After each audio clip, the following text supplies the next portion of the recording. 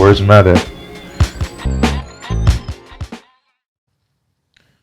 Welcome to the Words Matter Pod, a podcast dedicated to wordsmiths. My name is Akil.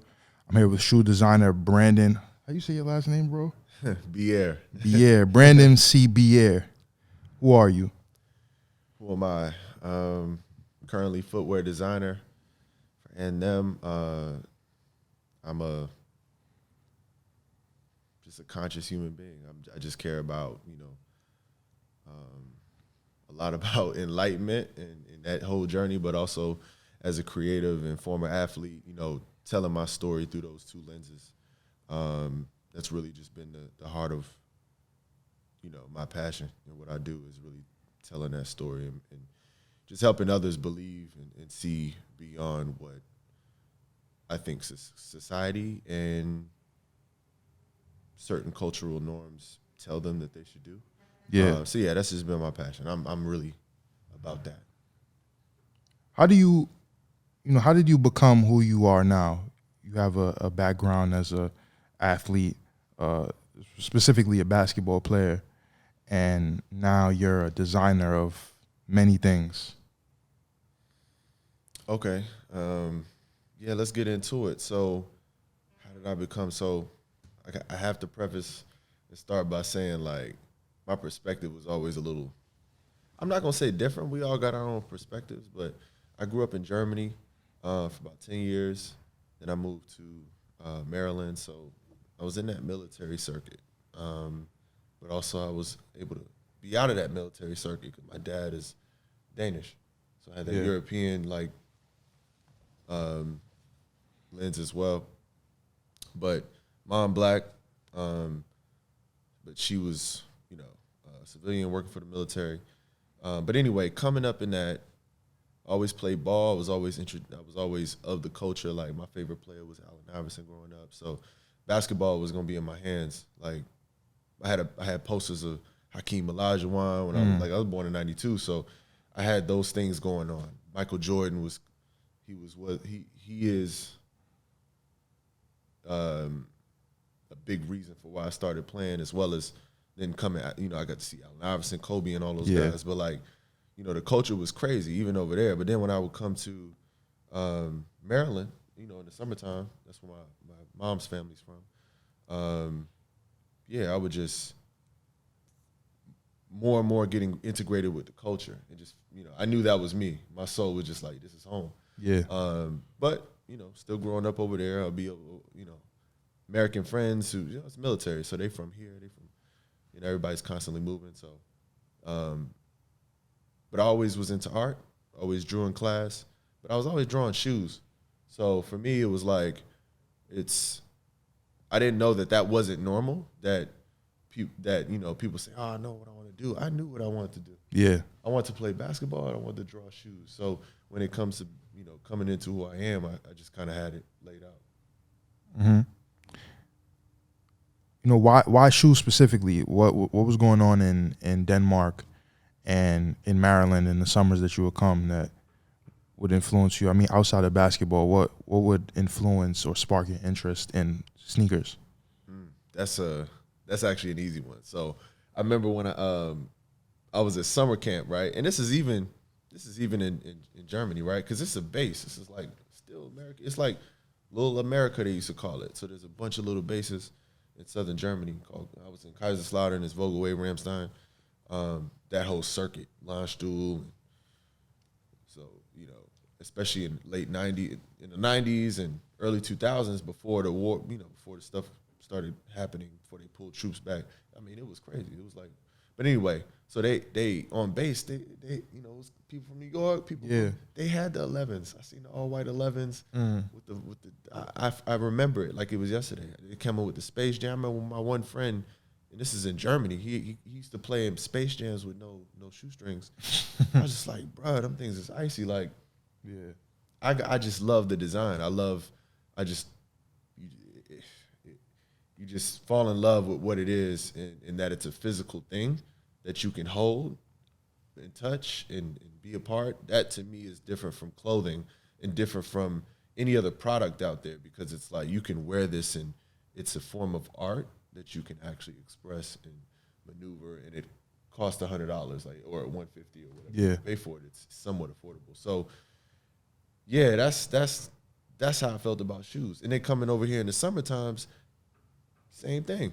And then I would try to pick up a few pairs while I'm over here. I would come back over there, and they're like, "Oh yeah, where you get those 14s from?" Anyway, a lot of it was Jordan, but it was also Iverson. You know, it was also K-Swiss. Like, it wasn't just, you know, that. Obviously, the Air Ones, that's a whole thing. Yeah. So, yeah. Yeah.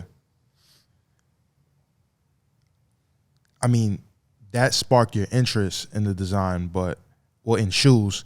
But what about the intricacies of just and the details of being into the actual design? Like, was that just from you liking the shoes, or was it a certain moment or a person that introduced you to design specifically?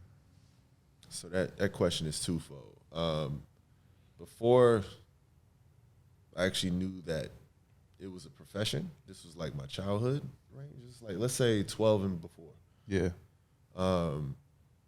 You know, for me, it was less about knowing what that was, that it was a profession. It was more, these are a thing, and I used to draw them. The more I replicated the drawing, I started going, oh, what if I just do this like that? And what if I color this like that? I never seen 11s. This is before P's started showing up on the internet. What if I color this green and made it like a jersey that I had? Like, what if I? So yeah. I love the customization part of it. My mind just works that way. I got to make it mine, you know. And that elevated into, okay, you know, Slam Magazine, they used to put out the Kicks thing, and I used to see stuff like, you know, some designers that I knew early, you know, Jason Maiden, Dwayne Edwards, who I eventually linked up with later on in Pencil, and that was like, that's incredible. We'll get into that, but yeah, Jason Petrie, who designs the LeBrons, like, they had those articles of these guys that design, and they showed some sketches in there. So now I'm seeing, this is like what? Might be like 04, 05. It might be 05. So I collected those Kicks magazines every year, and I'm putting these things on my wall. Dwayne Edwards is featured in Soul Collector magazine and things like that. So I'm just saving all of this stuff. And I remember before I even was designing, I was like, you know, I was in art class. Art class was my favorite class in school. So I was drawing shoes. I started designing my own in these sketchbooks, as well as, you know, just painting and doing all these other things. But, yeah, so with Dwayne, I remember seeing videos of him. So he designed the Carmelos. Carmelo's my favorite player. Yeah. I was always, so we knew about the Melos. I'm from Maryland, or grew up in Maryland after I came from Europe. But so coming up in Maryland, you know, kick culture and basketball, that's like, and, you know, we had Melo. So the 1.5s was just crazy. So I remember those. Yeah, so that was his rookie year. He had his own shoe. Yeah, those are fire. So yeah, being a big Melo fan, that shoe, I think Dwayne Edwards was featured in, or they showed the sketch online. I remember I used to be on Nike Talk as well. Throwback. Be on Nike Talk, like finding sketches and stuff like that. Showing so your like, age with that.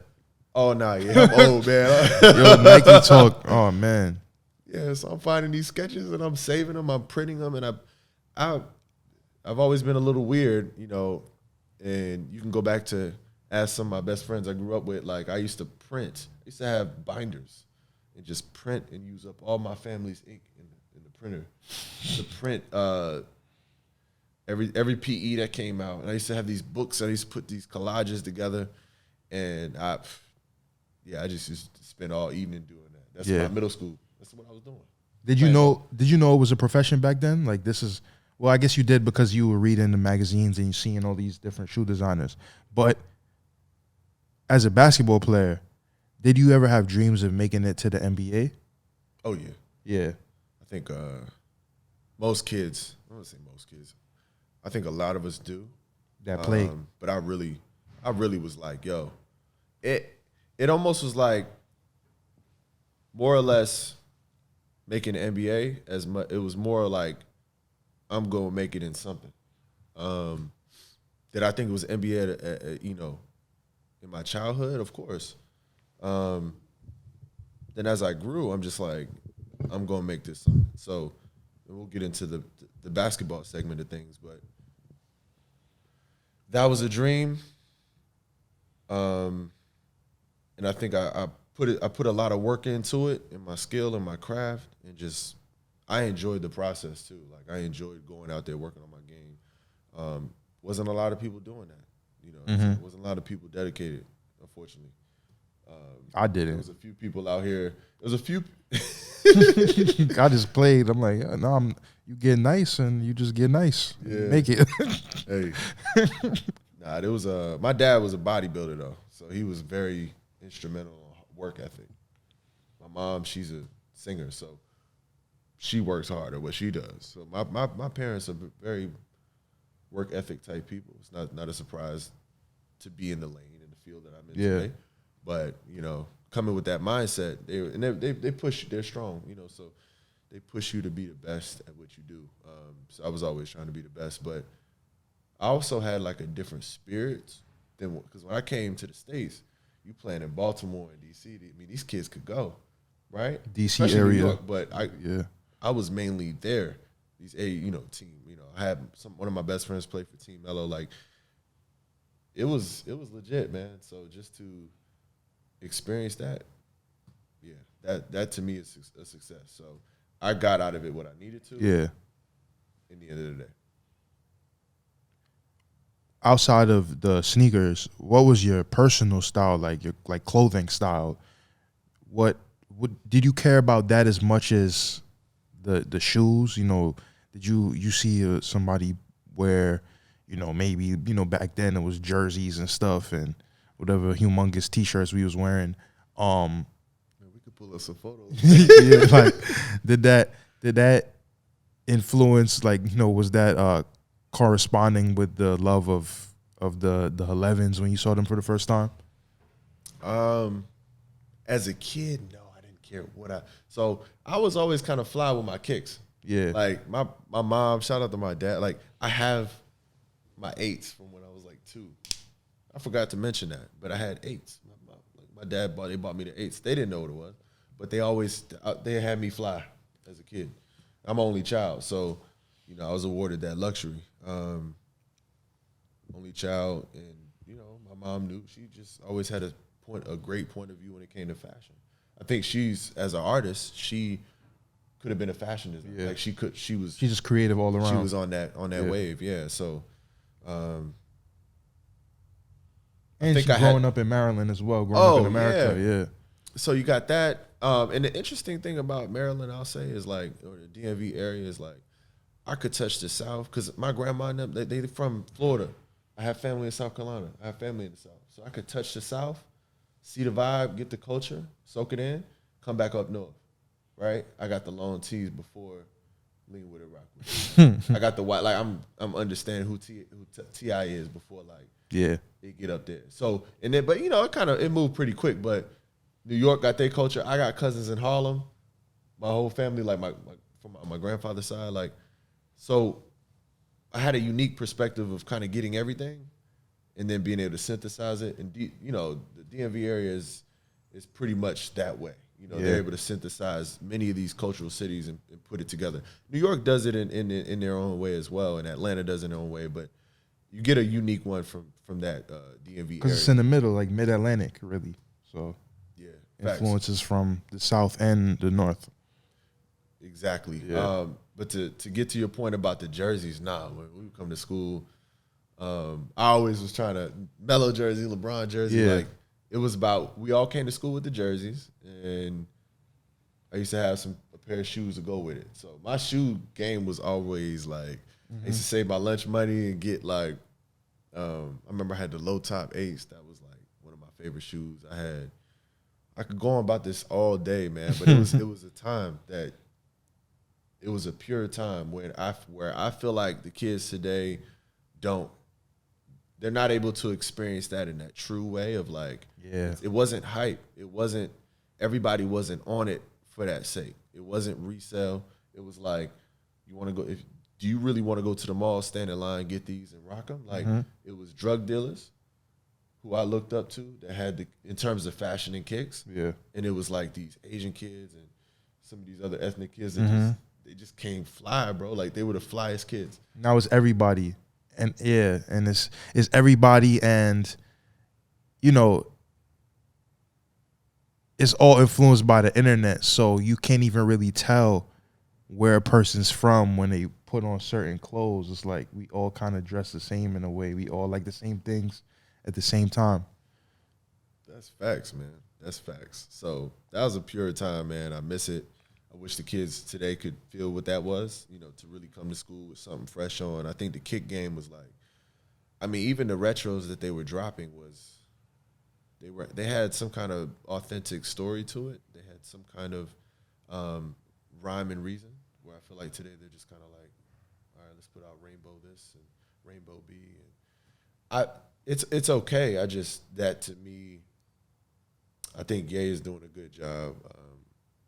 But again, for me, it was about expression, right? Yeah. So I could get a pair of 10s or a pair of 8s or something and I was able to pull out my expression through that and be unique. Like today, I can't. It's hard to do that. If I put on a pair of Concords, I look like everybody in Brooklyn. Yeah. Like everybody in Harlem. Like Yeah. to a degree. Now, there's a way that you can do it, but to me, yeah, I can't. I like to find my own rhythm in my stuff. I don't want to look like everybody else. That's just me. So, yeah, when it came to fashion, it was more or less like that. I mean, as a designer of shoes, where do you get your shapes from? You know, like how do you develop these silhouettes? Because they all have different, you know, like your shoes. Of course, Adidas is more minimalistic, but you know the 3 stripes, and then but even on those 3 stripes, there's the little ridges on it, and you know, do you feel like you're coming up with original designs when you're making these designs, or do you feel like it's a culmination of everything that you've ever liked? Yeah, I think it's a combination of what you just said. So, trying to come up with something new. So when you get into the industry, and you start designing, you have projects, you realize that, you know, for lack of a better term, there's nothing new under the sun. So what you create is essentially going to be what's in your subconscious. What are you looking at? Are you feeding your brain with new lines and new shapes and new sources of inspiration? But that was one of the things I could pick up early, because just by sketching on paper, you see yourself going to these, oh, I did that shape here a lot, or I like to do this counter like that, the toe cap, or, you know, the eye stay a certain way, or I love this shape. I think one of the things most designers do, at least in the age of sketching, especially this Instagram age, is like you draw this thin, pointy toe, and you got this like slick top, and it's like a booty, with like a cage wrapping it or something like that. So once you notice the algorithm of how this is going, then you go, well, what's new? What can I do to put myself in a position to create something new? That's storytelling. I think you mentioned that. So it's going to be storytelling. You got to have, you want to just be ingrained in life.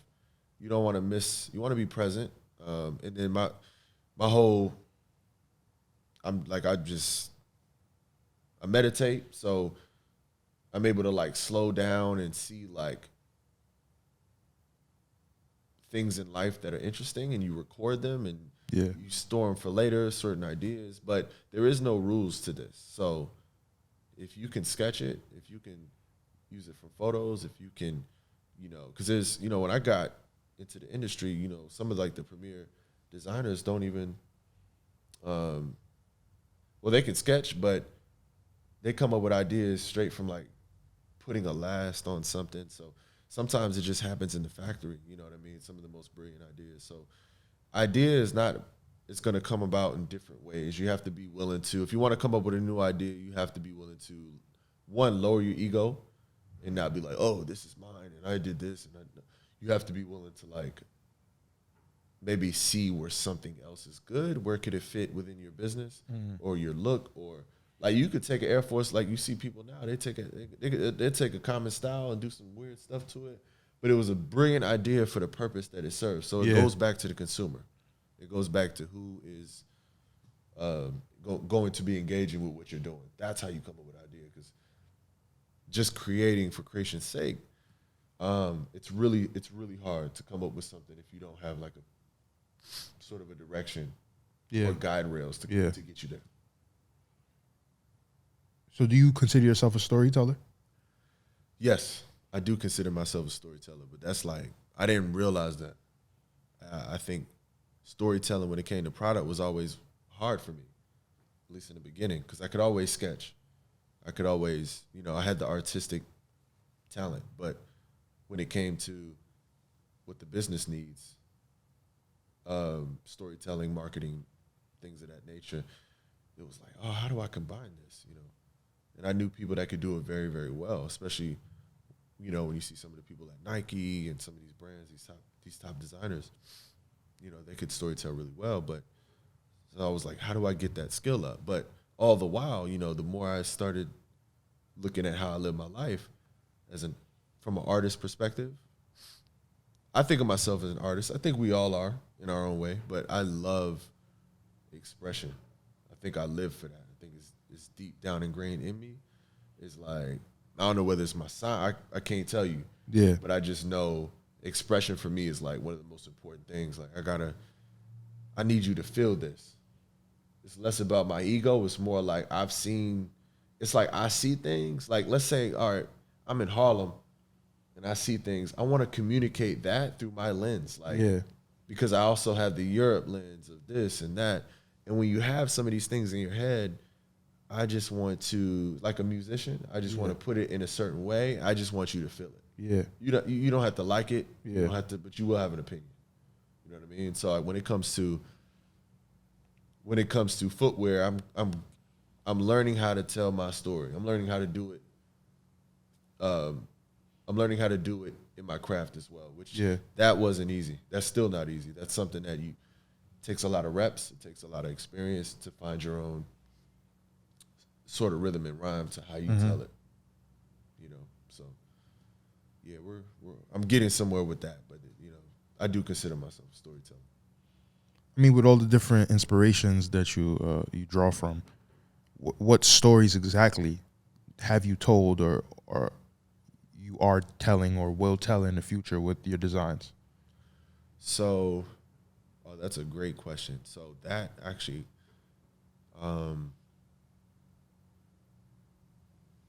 first part, industry, what I've done within it and within the design work that I do, which is not necessarily for myself, it's for other brands. I think when it comes to storytelling, that varies per project. So I'm always on like the internet, I'm always looking at stuff, recording notes about stuff. Wikipedia, you'll find stuff, Pinterest, all these things. So there's so many tools, to kind of get something from. But the story being told kind of just it comes to me in that project, and then you lay it out in a way that is rhythmic to you. Like when you write, I'm sure there's a way that there's a rhythm that you get into. So it's kind of the same way when I see, and it's really all about making connections. Because I think if I see an idea, for me, I go, oh, what about that? And then I had this experience. So my story gets told through finding those connections. It's like a pinpoint. It goes, doo, doo, doo. Like it just starts to connect, and you kind of find a rhythm in that. It's like hooping.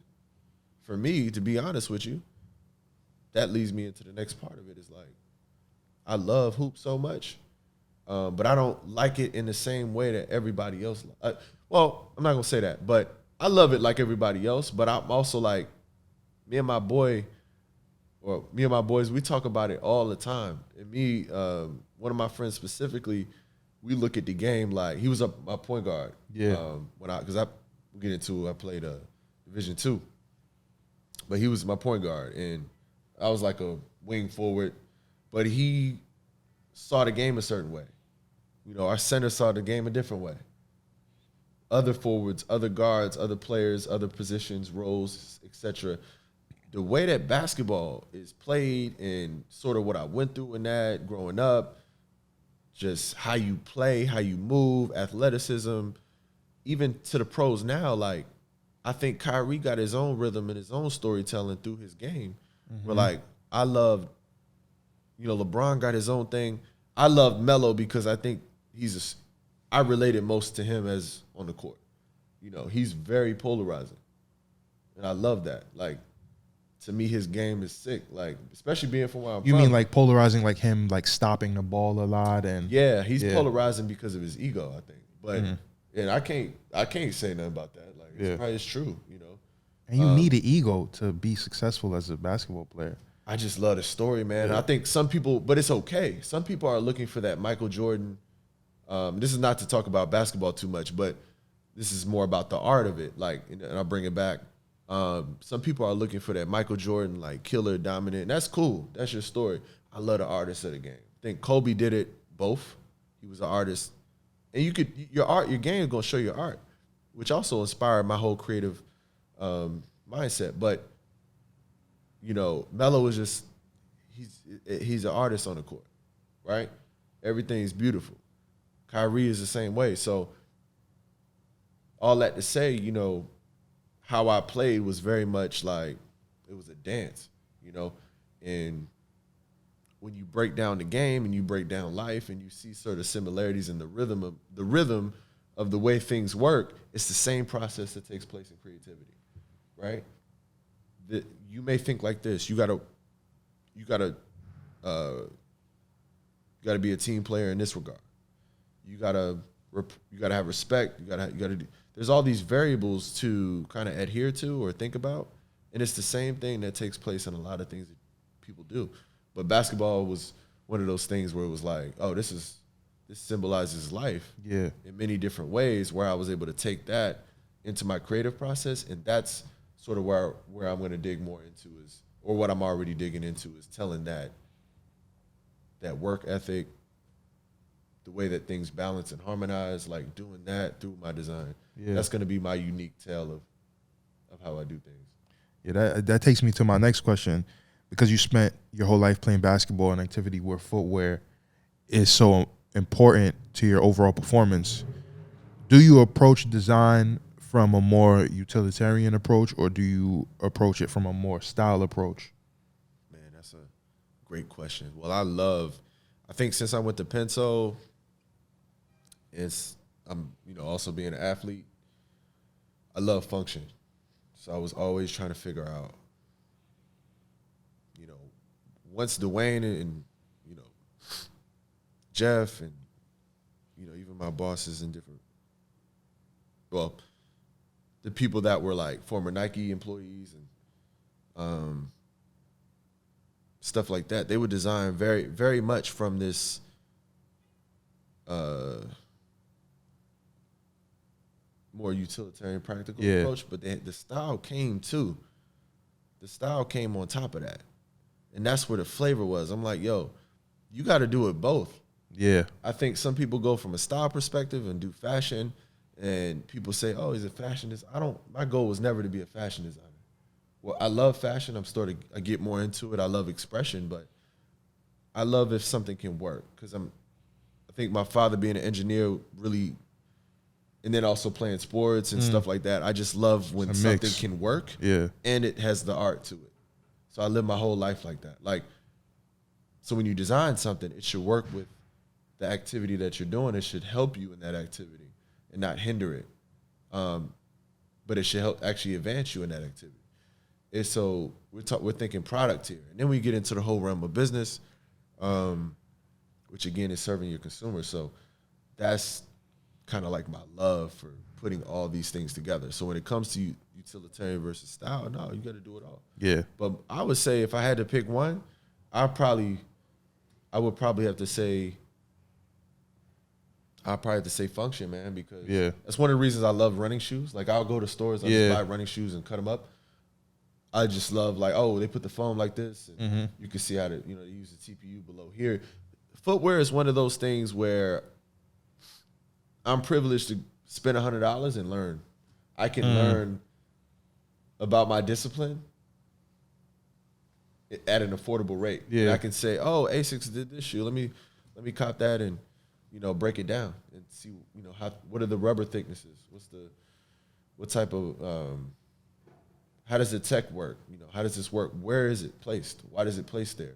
Oh, okay, because, when you toe off, you need this kind of cushioning to propel your foot. Like, so then you go on YouTube, and you can kind of break down things. So you can really take advantage of learning your craft with the shoe in hand and then being able to cut it open. So, especially like Nike and brands that innovate.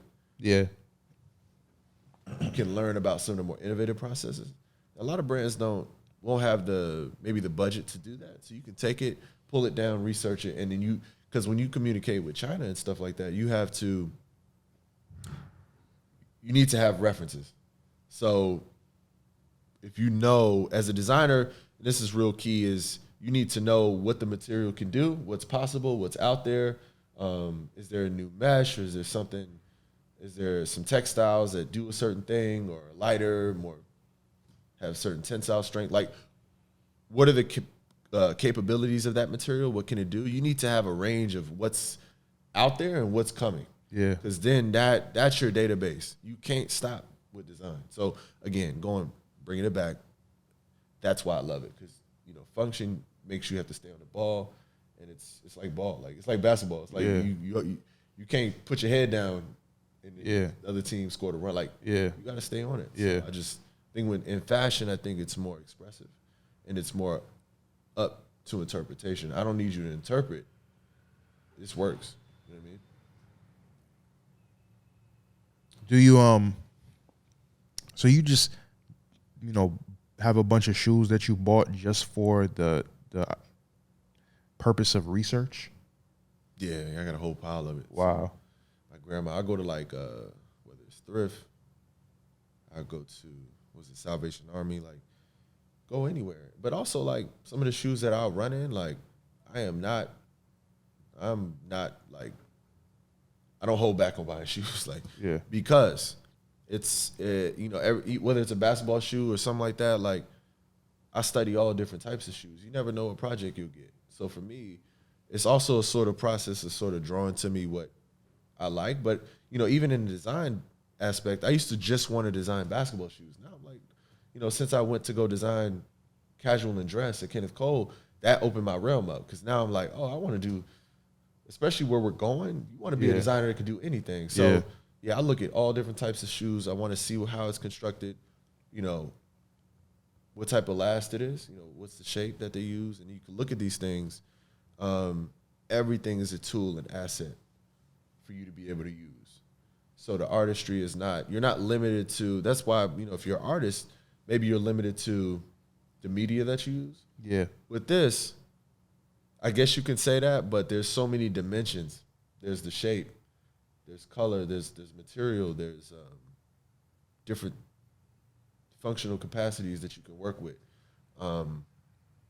So I think that's sort of where I pull my inspiration and love for what it is. So I keep a bunch of samples and things and stuff that I've make and grab from the factory. I haven't been in a while because of the pandemic, but when I used to go to China, I used to travel relatively often. Every 3-4 months, I was in China for like at least 3 weeks. So I'll bring things back, material swatches, like all these things, and just look at it. I'm like, dog, I wish people could see this. So I try to post some of that stuff, but it's just phenomenal, that world of shoes. Like, it's like heaven to me. Yeah. Being in a dirty factory in China is heaven to me. This is some type of like order, or I mean, some people draw inspiration from like chaos in a way, but it's you can turn that chaos into a neat, organized design, like with symmetry and stuff like that. Yeah. I mean, let's talk about your who you've worked for and the designs that you've done for them. Like, let's start from the beginning. All right, let's get to it. So I mentioned Penso and Dwayne, 2015. So that was after my basketball career was over. No NBA, none of that. Fortunate to play a year overseas with the Danish connection. So that was lovely. After a college career, So I'll take you a little bit back to my college. So I played D2 basketball in South Carolina, but majored in art. As my, I think it was my senior year, I'm like, all right, I'm gonna do two things. I'm gonna make a film. I'm gonna make a film with whatever film I have, you know, whatever the coaches are gonna give me. 'Cause I was like a role player. I didn't. Yeah. It was very humbling. Yeah, no, you know, I could hoop, but it was just that whole thing. You got to start over at every level you get to, basically. Oh yeah, yeah. And you know, it don't prepare you. I think you could be good in high school, but then you really do gotta restart. So senior year, I reach out to a few designers, Dwayne being one of them. I got another. These are mentors until this day. Reached out to a few others that responded, and then one of them, Quentin. So he runs Q4. He had like Langston Galloway and a few other players. He had Nick Collison, Nick right before he retired, DeMarcus Cousins. Like he had a bunch of people on his brand. So he started his own thing. But so he had his own perspective on how he runs it. He's doing big things now. And then obviously, you know, Penso. So I reach out to Dwayne about how to be a footwear designer. And so I'm very naive at this point, but I'm hungry, man. Like I know I'm gonna get there. It's just how. Like I know I'm gonna get there. Yeah. It's been in my head forever. I just knew once basketball wrapped up, all right, let me try to get into this next thing. And I knew basketball would help me. I don't know why, but it was like I played the sport. So basketball, design basketball shoes or whatever, but help you like I knew it would help me as a designer. Okay, yeah. So no, I'm developing the vision, I'm building it up. Because even in college, I was still drawing and learning, and all right, now I got Illustrator, and how do I, you know, work with these Adobe programs and stuff like that. So started to build that up, especially in my senior year. Took a class because it wasn't a big school, so we're talking about 1,000 kids at this school. It's like a private school. Yeah, small, little bigger than a high school, really. Facts. Double the size of a high school. Yeah, most of the kids were athletes, and you had a seminary that was bonded to the school, so it was like a dual purpose school. So out in the middle of nowhere, so all I had time to do was focus. So, which I'm thankful for, because that gave me the quiet, or that gave me the solitude I needed to really feel the vision and start to dive into it, and especially the way my basketball career went. Let's say that just went super well. Like I might not have been like, oh, I'm trying to go overseas and really, but that was like, oh, it went okay, but yeah, it was like, nah, this ain't. Let me focus on the next thing. Where I think a lot of hoopers is holding on to the dream a lot later than when it is. So, you know, I start that process and I reach out, and I get people that reach back. But I reached out to like hundreds of people, man, from top famous dudes to, you know, because LinkedIn, it'll show their email. I was like, oh, this is a glitch. Like, I'm about to reach out to everybody, or it's on their emails or whatever. And I would copy and paste the email and, like, you know, reshape it to the person that I was sending it to. So I was able to get a high volume of emails out. But you know, it's funny, like, this is no knock, but 2 of the 3 people that responded were Black. And what's funny is I ended up being a part of the first like Black and Brown class for Penso. It was one of the only, I think it's the only one he did. So that, you know, that's a part of my story that I can't leave out. So no, I graduate, and then a year later, I think I'm still in contact throughout the year. But I go to Europe. It's crazy. Like, I don't know how that happened, but I sent some tape. What year is this? This is 2014. And I was able to go overseas and play because I was able to get over there and stuff like that. You know, it wasn't much money and stuff like that, but they helped me get into school over there because, you know, being in Denmark. Yeah. So now I'm in school over there with a whole different education, which they do things totally different from American schools. So I went from American school to, it's harder in a different way. They're not as like on you about grades in school. And I mean, grades, no, yes. They're not as on you in the same way. Like, it's like, dog, do you really understand what we're doing? Versus, and this is one thing I wish, like, having experienced that, I wish they would do here, you know, in the States. Is like, I just come from U.S. school. It was all about, you need to crunch these, you need to like and remember all of this by this time. Yeah, so that you can pass this test. Yeah, exactly. I'm not gonna repeat that because we already know how that goes. Yeah. So it's like you're in this system of sort of like, one, you got this popularity contest going on. Then you got who's fitting in here, who's getting the girls here, who's doing this. It's just how it is, or vice versa. Like, who's at the part? I can only speak from my perspective when we're speaking from like what I experienced. And you know, for me, I was really, really focused on my craft. You know what I'm saying? But I'm just speaking of the society that you're growing up in. It's grades, but it's also like your personality affects things. It's very political. Even from growing up in school, from high school to college. But over there, like, just because I played ball, they didn't care.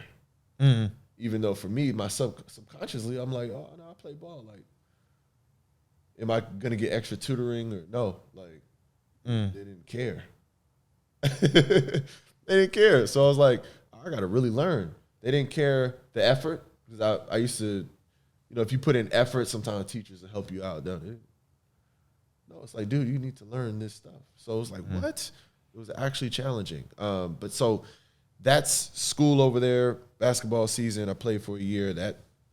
After that season, I decided to call it quits, or I decided to move on. I decided to transition to the next phase of my life. So then I really start working on my portfolio. Right at the end of that basketball season, right after I stopped that, Dwayne, since I get an email from Dwayne about pencil, apply for the class, and I come back to the States. This was like in the summertime, right before the next school year started up over in Denmark, and I was in Portland for like a month. So we're working with Nike people, Team Jordan. He used to work for Jordan, obviously, because he did the mellows and stuff like that. And he did the 21, the 22s. So he showed us his process, and I mean, what he's doing is like phenomenal. I urge everybody to check out Dwayne and Pencil and what they're doing. They just got a school. They just opened up a school in Detroit. Like, it's just it's stuff that motivated my path and what I'm from a deeper level than just design. But like, oh no, you got to take this to a high level. So it held me accountable. And it kind of put something, it fueled my fire to like, no, you're not, it's not, hopefully you're going to get on. You got to get on. Because once you do that, then you could now I can tell my story from my perspective, and then bring some other flavor in there that I felt like is unique to me. But I've always been purposeful and wanted to help people and do all these things. But he was like, man, you got to help yourself. Once you put yourself on, then you can help others. Yeah. Can't help people if you don't know it yourself. So just to say, that's how that process started. Then as school wrapped up, I applied for a Kenneth Cole internship. I don't even know how that got in, because I just wanted to do Adidas and Nike and all these sport companies. Yeah, but you had to broaden. That's how it is. You got to broaden, what you go out there for. Facts. So I think a friend of mine sent me the thing for Kenneth Cole. I'm like, dress shoes. Facts. No, dress shoes. All right. And they reached back. And so right as school ended, this was 2017. Right as school was a 3-year program. So right as school ended, I come to New York, man, and it was supposed to be for like a temp job, but I knew like this ain't about to be temporary. Once you do something, you gotta be at a level to where they need you. Yeah, you gotta make it like that, because once I got the window to get in, I was like, nah, I'm not losing it. So that ended up working out, turned into a full-time position. And it was like the best place to start my career. It was the best place because of the range. I'm sitting by production, so I'm learning about cost, first cost, MOQs, tariffs. Then I'm also sitting by sales, so I'm learning about that. I'm learning about marketing. Marketing is down the hall. So it was, and by this time, Kenneth Cole had gotten smaller. Yeah. Because they used to be huge, and then companies get a little bit more nimble over time, especially with the market and the way things are. So as they were doing that, I caught a really perfect time to like get a good scope of like, especially a glimpse of, because these people were there 15 and 20 years. Yeah. So I got to really ask them and sit and ask them so many questions. And that's one thing I'll say, questions. I was always good at asking questions. So I would just sit and ask all these people questions and like go to marketing. Hey, why are you doing that? Why does this need that? And you start to realize what people know, what their roles are, which people are good at what they do, which people are not passionate about what they do, which people are passionate. And the people that are, you start to take cues from that. And so doing that, and then I also I was grateful to have the bosses that I have. Yeah. They believed in me. They sent me to China early. And so I was able to like How early? get the gun rolling. I think after a year of being there, Oh, wow. less than a year, I was able to go over there, get in the factory, get some hands-on experience, and that changed it all. Because now you start, because it's like when you play ball, like until you get in that game and really, you know what it feels like you know how to lay the ball up a certain way, you know how to front court action, like Yeah. high low, like the chemistry of the way a game works. Now you can start properly preparing or properly designing or properly playing because you know everything that's going into it. But it's all these steps, and that just gave me the foot in, right? So then I go to Steve Madden for a little bit, which was really it was interesting. It was he's a big name, another dress shoe company. So I kind of moved laterally in that regard. Another fortunate to have that experience as well. Wasn't quite like Kenneth Cole in the sense of like they didn't move the same way. Kenneth Cole they moved the way that like it was a little bit more order and structure. This was more like a startup. Like they moved, it's more New York. Like they just moved like, hey, we're gonna do this. We got this order. Yeah. Like, which is valuable to learn too. So I was there, but the pandemic happened, laid off. Incredible thing to go through. It was hard, but I also was like, yo, this is the beginning. Like, Yeah. I'm like, this is it. So then I meet, I've already met Jeff Henderson, who I work with now, and at A&M doing incredible things. I'm so excited about that, and for the world to see a lot of that stuff that's going on. But then also Rolly Nation, I work with an Australian company.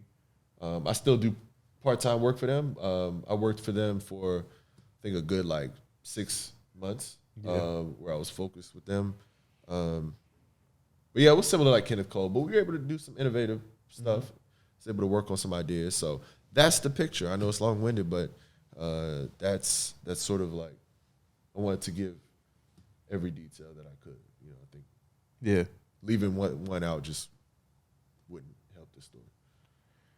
So definitely grateful.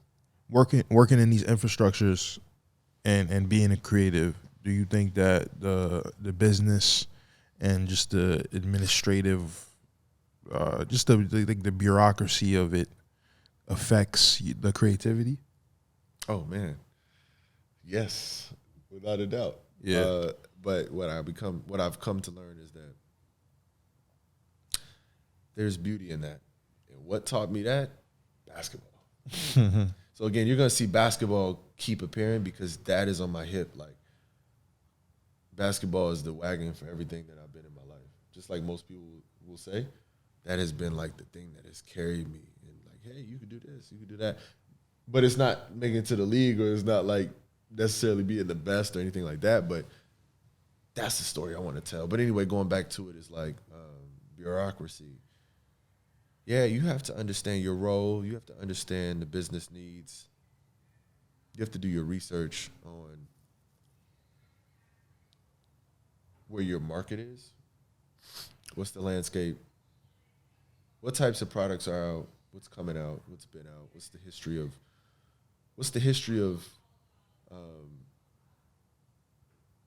the business and industry that you're in. Yeah. So why did Vans release their shoe? You learn that. Okay. Why was the Air Force One popular? When did it come about? Where was shoe production and manufacturing at that time? Manufacturing is a huge component to what you do. It's everything, because you need to know how the factory works, how you can make their job easier, because that affects timelines. Yeah. So you got to understand calendar, timelines, because you got to meet the demands of your boss. So all of these things that happen in industry is like every defender guarding you, or it's like your coach. It's your teammate over there that needs. And you got to find ways to counter. He needs his touches. Yeah. He needs his touches in the post. You got your coach over there. You're playing a team that's doing 2-3, but now they switched up to a boxing one. Yeah, so it's really, you got a score on the time. You got time on the scoreboard. You got refs over here. You got a crowd over here. So there's variables in life, right? The art of design is how you master all of that. And that is, to me, the beautiful thing. Now, if you get it, you should also do your own thing and always create your own ideas so that when you're called upon, you can create whatever you want. But creating whatever you want is not, that's a result of all of that experience, you know what I mean? At least in my opinion. It's going to come out of everything that you've done. So you're going to do a toe box this way because you want it that way, and you want cushioning set up a certain way, and EVA versus rubber. Like, you're going to make these, your process is going to affect or be affected or affect what you're making. By the business. By what you experience, yeah. So if you don't experience the business part of it, that's cool. Then you can just create like Michelangelo or something like that. If you're one of those people that can do that, then that's cool. But to me, that's not where I get the love. That's not where I get inspired from. I'm inspired with the constraints. That's profound though, you know, to say that, being inspired by the constraints. A lot of creatives feel like constraints, you know, they feel constricted, like they feel like they're being held down.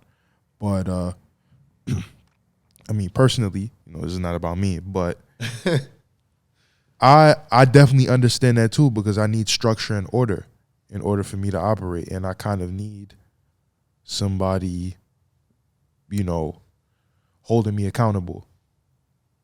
And I guess that's definitely influenced from basketball, because you have your teammates and you have your coach holding you accountable, and you have, you know, you being a pro, you have the city that you're playing for, or the town and the country that you're playing for holding you accountable, and the media, the press holding you accountable. So I definitely understand that, and I think that you saying that definitely will give a different perspective to creatives who feel like they're being held back by whatever forces. Yeah, no, I mean, ultimately nothing should limit you. The best, and this is only my inspiration or being inspired from some of those that are at the highest level. Yes, there are times where you want to create. I'm not saying that. No, there's times where I definitely feel like, they're not letting me do this, they're not letting me do that. And that product will be for that person, right? So you just want to make the best. You want to give somebody the best product that they want. So that takes a lot of listening, open. You have to, active listening and things of that nature. But you also got to watch. Keep your eye open, because sometimes, you know what I'm saying, people are going to want something. So this is a very huge psychological element to design, where you got to know what they want, where they're at. You got to know the other people surrounding them, what do they want? Because you're going to have a bunch of people that are going to want to say, hey, let's do it this way or Yeah. do this leather. You're gonna have people that are more sales focused. They don't care nothing about the design. They just want a certain price. Certain people just care about numbers and how much did it sell, and it should look like that thing that sold 1 million pairs or whatever from a different company. So you gotta understand where people are coming from. Like where is their mindset on a particular thing? Are they thinking about numbers? Are they coming from? And this comes from when you ask enough questions and you just observe enough. You can, or meditating on your environment, just sort of being present. You can see like people. It's not that hard to see what people want or sort of what they've followed. Oh, they went to that school, so they think this way. You can't be black and white, but you can sort of gather these clues. So you got to do that, but you also got to know your consumer. What do they want? What are they thinking? Take these things, but then still go with your gut. You still got to give them an option that's out the box, and you got to do something that's true to you and what you feel like. Always do that, but give them what they want. Bake the cake that they want. Yeah. But then got this. There's another cake over here that's like, oh no, I decided to make this thing icing a certain way, and it's like triple. They'll be like, oh, what's that? So this is psychology, man. And so you just got to know how to maneuver that and finesse it. It's a finesse game at the end of the day. Yeah. But you should care about it at the end of the day too. So what you put into that product should be love and should be care for that consumer at the end of the day, because that's going to stand the test of time. How do you retain your individuality when you're on a team? And this could even go back to basketball. Like, how do certain players have to withhold a lot of their individual ability to be a part of the system? How do you retain your individuality as a creator when you're in these constraints of work? And I'm sure you've been on design teams. No, so great question. That's, again, these are layered. It's layered because you got to understand time and place. You got to understand when it's time to speak up. You got to understand how long have you been in this team? How long have you, if you're a freshman, you shouldn't be talking, right? But if that's your attitude and if you got something to say, all right, maybe you say it, but you got to back things up. So as long as you carry around as long as you show respect to your team and you show respect to your leaders and the environment that you're in, you show respect to the game, you give it your all. This is anything that you do. Then I feel like if you have something to say, you're more likely to be heard, which that's going to encompass your individuality. Yeah. Than if you're lacking or showing up late or your grades aren't right or you're arrogant, you don't show. So it comes back to your character. Your character, if it's true, and you're tough and you do all these things, but you're still respectful and humble, you're more likely to be heard.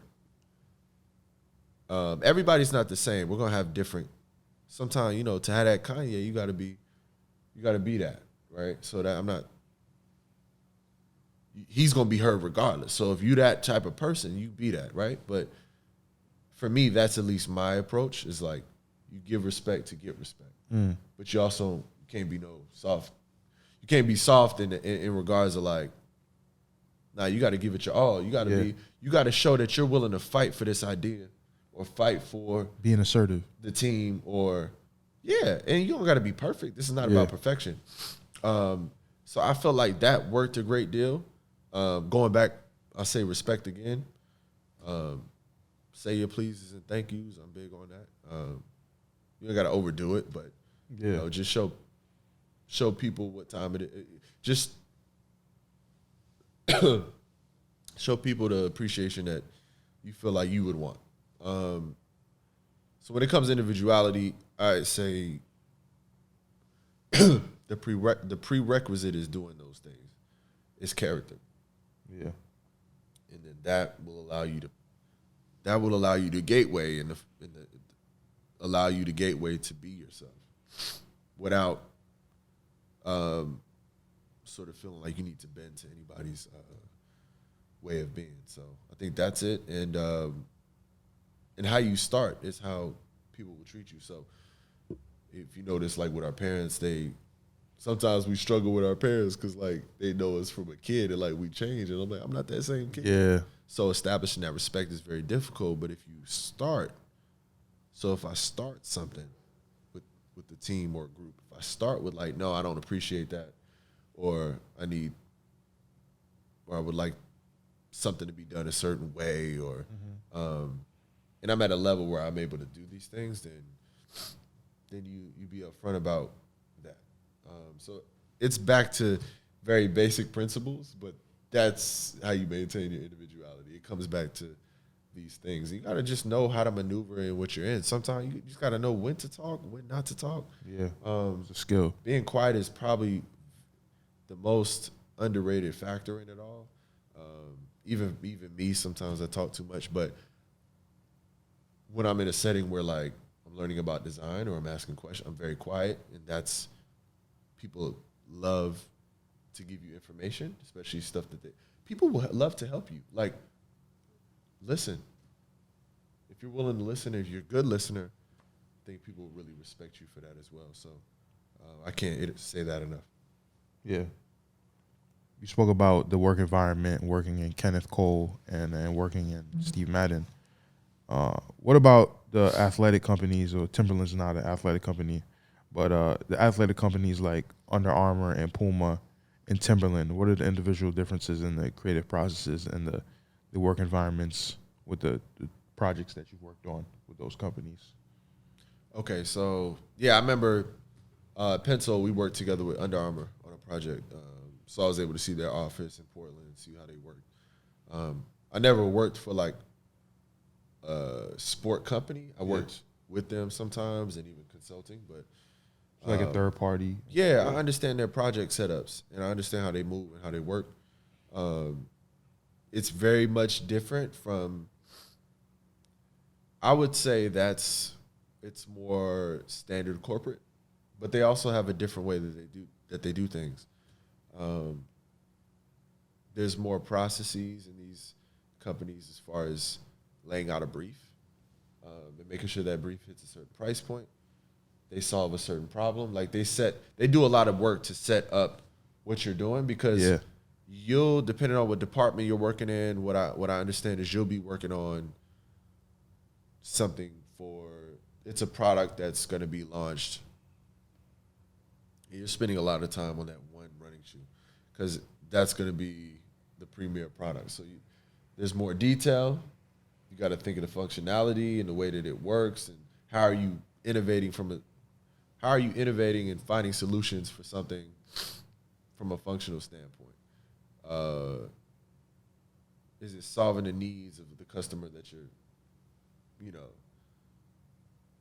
briefing?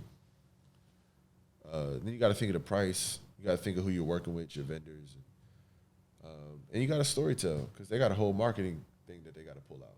They're going to take your project and they're going to base it off that. So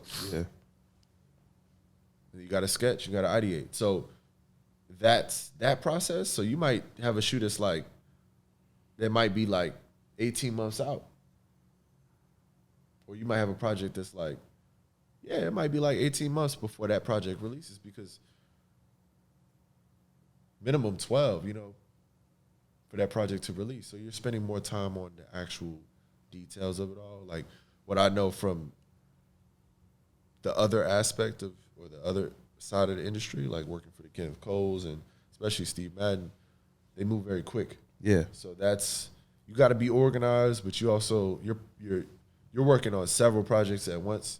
You might work on a project that's a long-term project, but you're also you might have like 8 or 9 other things on your plate, maybe more. So you got to be able to pump stuff out really quick. make stuff move. And all right, because you're gonna get stuff coming very fast because they make changes based on orders. So you might get an order from Macy's and they want this change on this leather. So you got to send that email out to China that night before you go home. All right, we need to start sourcing some type of suede. They want suedes at this price. So it's very quick moving in that regard. So it's not necessarily about function. It's about style and material and vendors. It's about the merchandising aspect of it all. So you're not working on too many projects that are 18 months out. Where the bigger companies, no, we're just hiring designers to work on this focused thing. And I've experienced a mix of all of that. I think that's the brilliant part. I think a designer should know how to deal with everything. So Yeah. I'm still working on enhancing my process. Yeah. Yeah, that's sort of the rhythm of those two worlds. Have you ever designed something and then when it came out, the color was off and it was out in the stores and everything and online and the color is off and the material's not what you expected it to be? Facts, man. That's a fact. But you had the other side too, where it's like, oh, this thing came out a little better than the sample. Yeah. But they're making so many pairs, especially when it goes into production, which is hard, by the way. It's like for a project to go to production is like it's just that process is a long time. Even in the dress shoe realm, like there's so many changes and so many voices, before you get to that point. It's like, once you see it. But a lot of times there's things that happen that you don't see. And then, whether it's the production team or you have sourcing, and they may switch a developer or they may switch a factory and move it to a different factory for a different price. And you don't know any of these things. You're not in that room, you know what I'm saying, to really see these things. But they needed to move it for whatever reason. Maybe it's relationship. Maybe they couldn't get the price. So, yeah, you see it in the store, and it's like this whole different factory. You could tell when a different factory did it. Like, you could look at it. If you really looked at some of the Jordans, you could be like, oh, no, these ain't the same factory. It's like the OGs. You know what I mean? Yeah. The shape be off. Like when they retro, yeah, for sure. They might retro something that they retroed. Yeah. Mm-hmm. Facts. The shape. That's a fact. And different factories have different capabilities. So, yeah, you don't just see color changes. You might see a pattern look a little off. You might see it look a little bit longer in the ice stay and toe box a certain way. So, or it may not be lasted right, or the factory, like when you look at production, your sample could look good, but there's so many changes. But yeah, some of those are annoying because you just want the customer to see the best version of what you did. Yeah, but it's not. I guess that's like just the idealistic, creative part of your brain that isn't necessarily that realistic. I guess. Yeah, it's aspirational. It's aspirational. Yeah. Does it ever get exhausting giving away your ideas to different companies and not having your own shoe that you design yourself? Does it get exhausting? I would say I've tried to stay out of that thinking because every time I get to work on something, I look at it as a repetition. I have no shortage of ideas. Yeah. So for me, everything that I work on is a chance to improve my process. So my ideas that are flow from that point are going to be better because I've gotten more reps in. So when I do get the chance to do my own thing, I will have a better sense of what that should look like and how I want to do it. So yeah, I don't see it necessarily as a shortage. Mm-hmm. Do you incorporate the technology in footwear that you've always wanted to have in footwear that you've worn? Do I incorporate? So I try to. If I have the chance, then I do. So I love the Presto before it got like released and hyped. Yeah, I love that collar shape, sort of the vamp, how it looks. I think you try to incorporate little cues and stuff, but I'm also open to other things coming into the mix.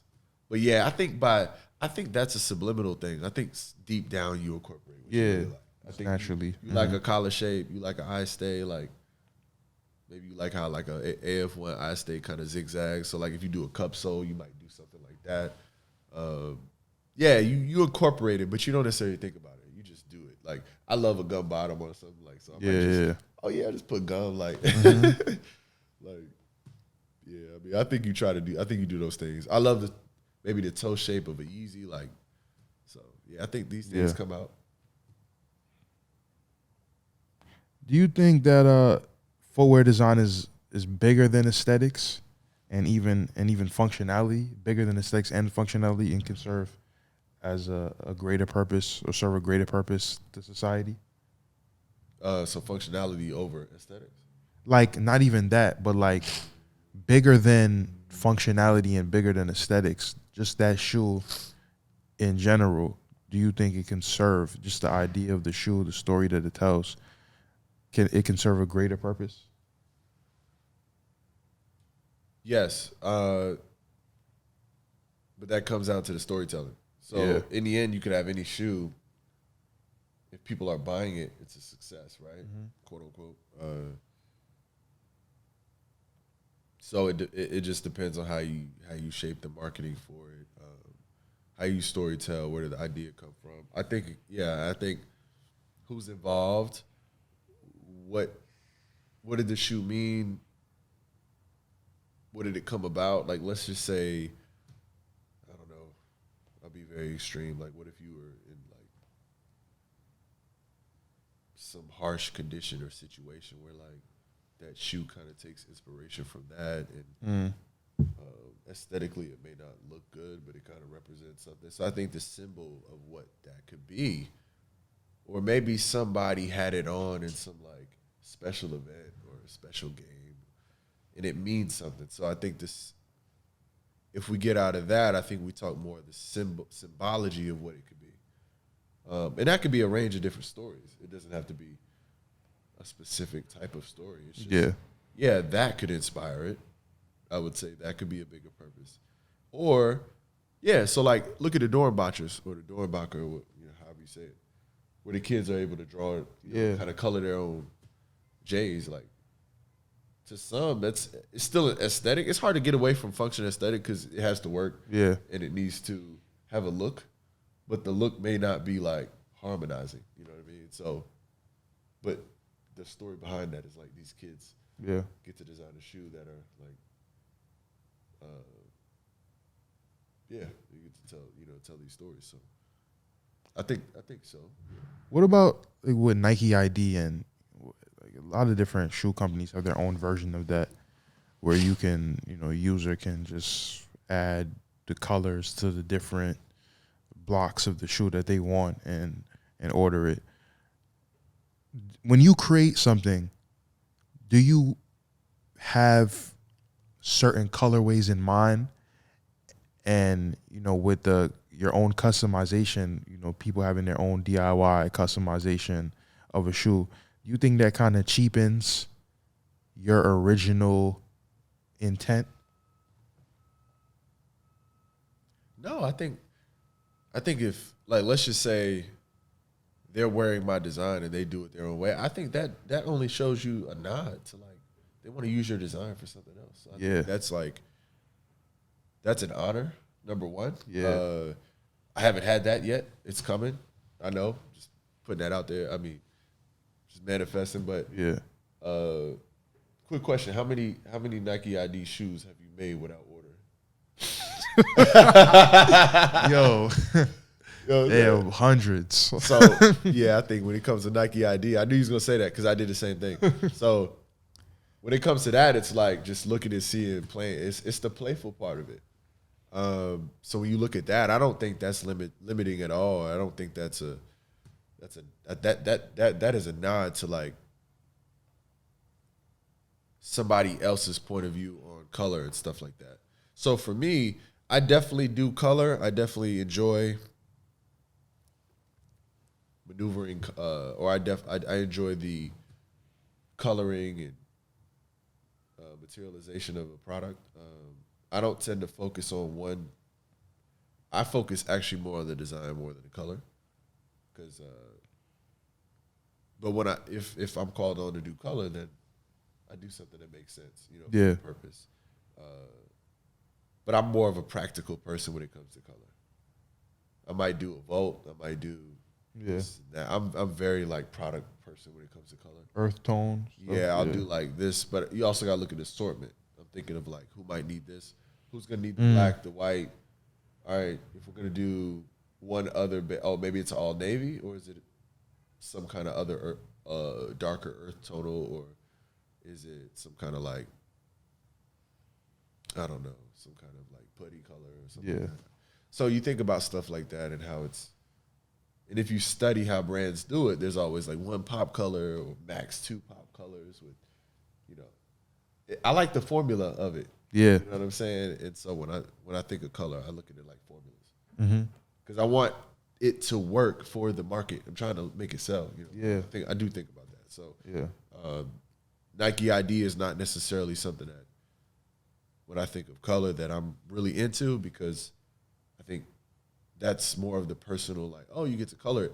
I'm more like, I'd rather just buy the fresh color that they release. Yeah, me too. Rather than make my own, because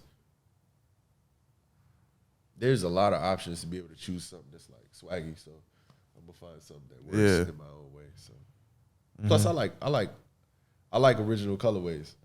Yeah, for sure. And it just doesn't. It doesn't. I don't know. I don't know if it would feel the same like that I designed it. I don't know.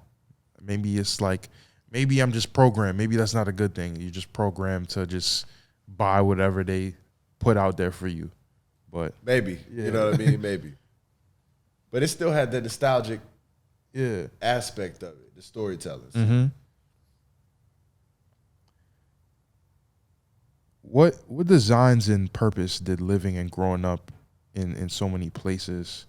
I don't know if I asked you this question already in a different way, but what designs and purpose did living and growing up in so many different places do for your artistry? Because you grew up in Europe and in Maryland, and you moved to Maryland when you were young, but still old enough to really remember Europe, and then you played ball in Denmark, and then you lived in New York. You live in New York now.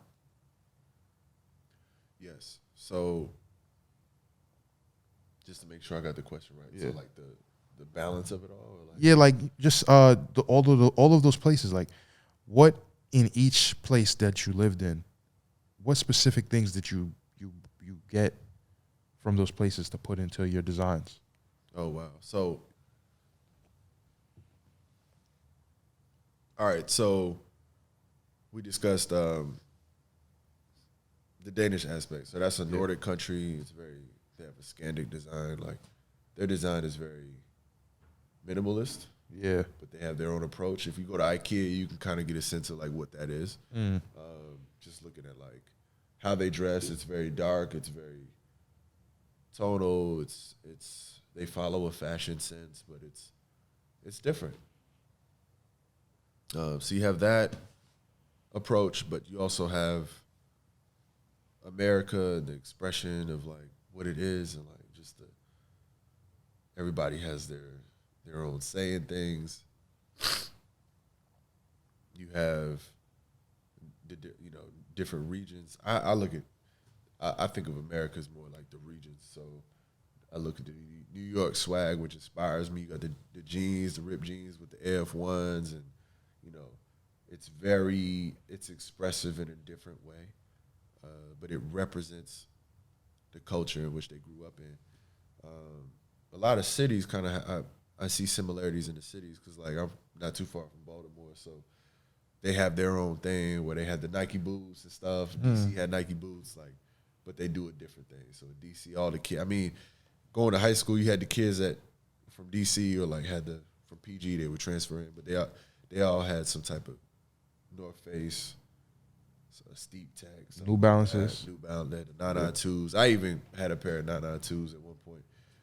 But it's a whole different, like Wale, like that whole vibe is like DC. That whole vibe, Sobiatos and stuff like that.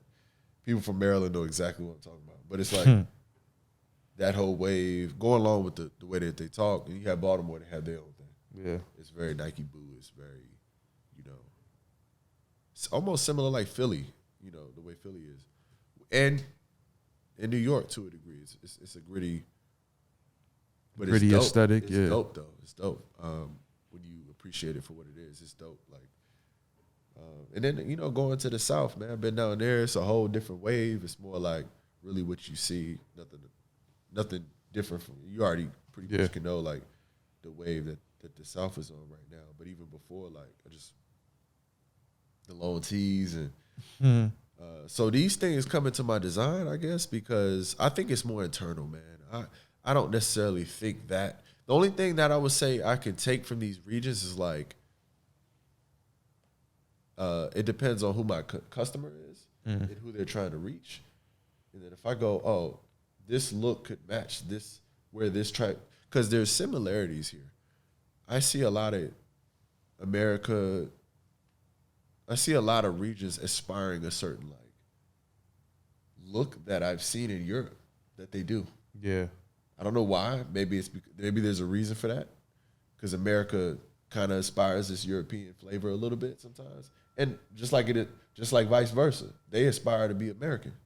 They aspire to be West Indian. They aspire to be African and all these other. Yeah. So America looks at the European aspect of France and fashion, like look at ASAP and stuff like that. So, like idolizing in a way. But USA has their own way about it. So I think for me, it's more like, all right, who's the customer? What's the way where the trend's going? Then I can see like it allows me to have that database to pull from information and say, oh no, I seen that look. They got this type of look and these colors and this stuff. So it helps the database of what I'm trying to do. Mm-hmm. When people see a product you designed, regardless of what it is, what do you want their initial reaction to be? It's like I said, it's not words. It's like, it's something in their eyes that lights up.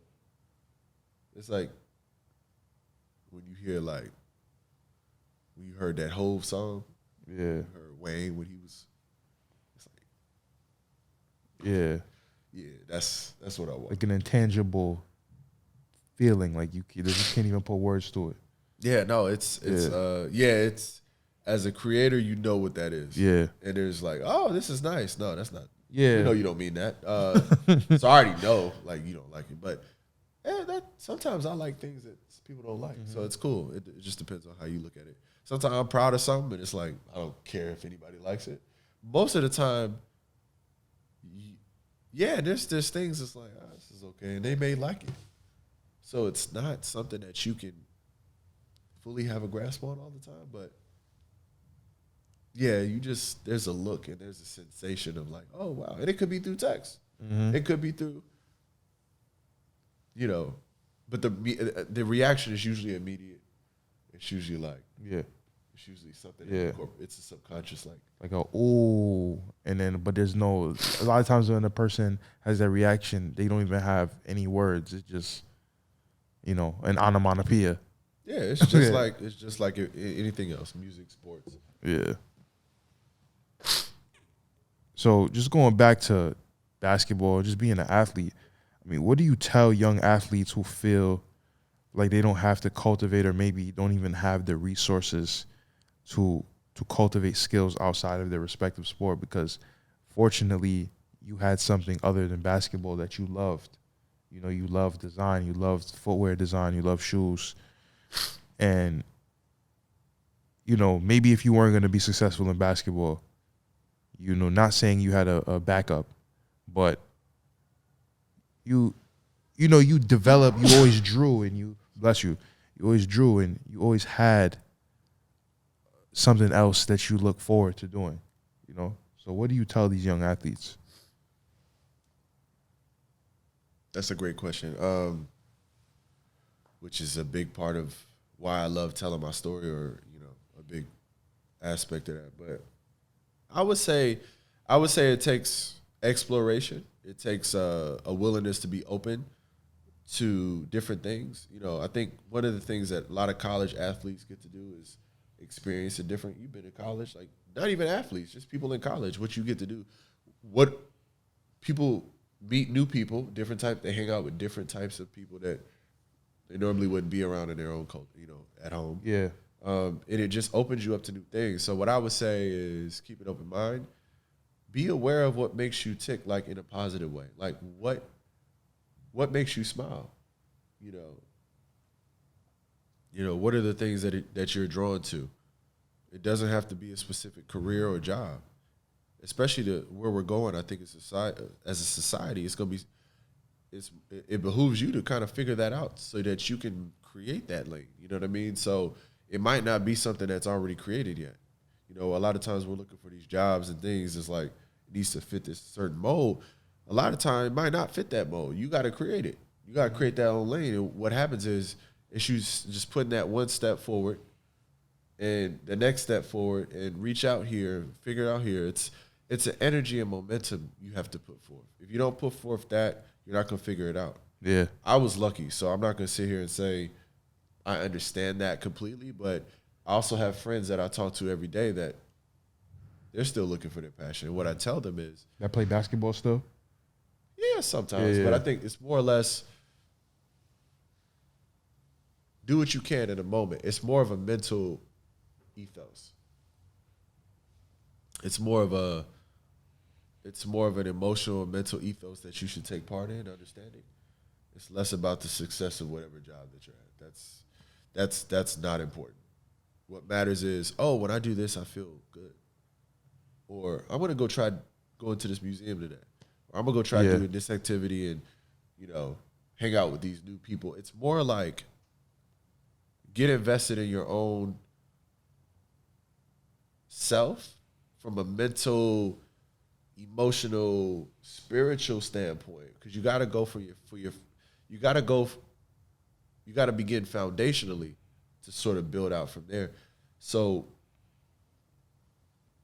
if you bring it to that base, you'll be able to pull something out of there. But it really has to start there. Fortunately for me, I had something and my base and foundation was attached to it. Now some of us may find, like I was talking to my homeboy, like, you know, from a relationships, like I've spent most of my time doing this. I'm still focused on this. I've never really, I've obviously been in some relationship, but I've mostly been focused on my career and passion and other stuff. I'm like, it's gonna come. It's gonna be good when it comes. But whereas some people, they may find their sweetheart in high school. Everything ain't the same path for everybody. Yeah. Right. So when it comes to this, it's the same thing. The advice is the same thing. Like finding your other half or whatever. You know, you wouldn't force that. You would stay focused on you. Yeah. Right? You would hone in on who you are first.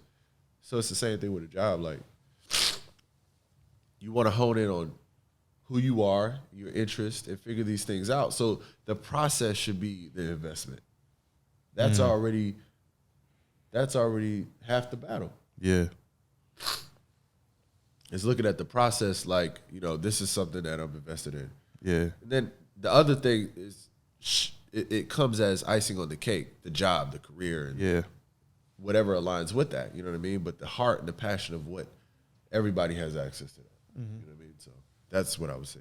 It's more of a perspective shift and less of a three-dimensional job, world, physical, this needs to be that type of thing. No, like it starts in your mind to then go, when I do this and when I work out, I love communicating with people when I work out and I love listening to this. And all right, so there's these points, there's these things that align and connect. All right, what does that mean? What did that mean with that? And every person will be able to see like they have their own take on these connections, and then they could possibly create a business idea out of that or a career idea. But the ideas come from that mental process. Yeah. You ever felt like you had to pick between basketball and design? No, I never really felt like I had to pick because it just kind of, again, I got really fortunate that once basketball, I felt like it was up. I decided to hang them up. Design was like, all right, let's go. Yeah. So I never really had that like sort of that friction there. Mm-hmm. Yeah. I mean, the fact that you felt free though, that's very important. Because a lot of people just feel like they can only do one thing, and it's sad when a person doesn't feel like they have options. What's next for you? What's next? What's next is honestly getting into my own thing. I will always, be involved with work in footwear and stuff like that. So I think for me now too is still finding myself. Like, I'm still doing that. Even though you have a career and a passion, and that's what you do, it still is not me. Like, I'm still somebody. You know what I mean? Yeah. So, more than your career, you're more than your skill. Mm-hmm. So similar to what you're doing now, I want to build that for myself. So I want to build a platform to be able to tell my story, but it might not be through I don't think it's I don't know what form it's going to take place in, but it's definitely inspiring others, creating a platform for that, creating a platform for more community, more connections, whether it's through music. I don't know what it is yet. But maybe it's through design. Maybe it's my own product, but it more community based. More, it should be a harmonizing thing versus product for product's sake. If it's a product, right? So it's sort of figuring out my world. Yeah. Last question: why do words matter to you? Words matter to me because you can't take them back. Yeah. Can't take them back, man. So I'm very critical. Well, I'm very critical on what I say. I try to think a lot about how I communicate, but I also I'm very careful of what I say. Yeah. But I think words touch a very deep part of the subconscious. So you just want to. I'm big on affirmation. So how you talk to yourself is key. A lot of times in society, we communicate a certain way to ourselves that is limiting. And I think, like I said, going back to what I want to do is to start changing that dialogue, especially as a community. My ethnic community is like, we need to start going back, changing our language from what's out here. So that's why words matter. Yeah, man.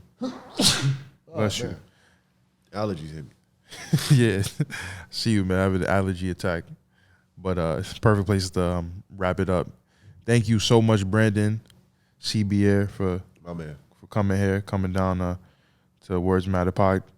And yeah, man, thank you for everything you do, everything you contribute through art and design. And looking forward to seeing what you cook up in the future. And man, yeah, thanks again, man. Words matter. Appreciate you, bro.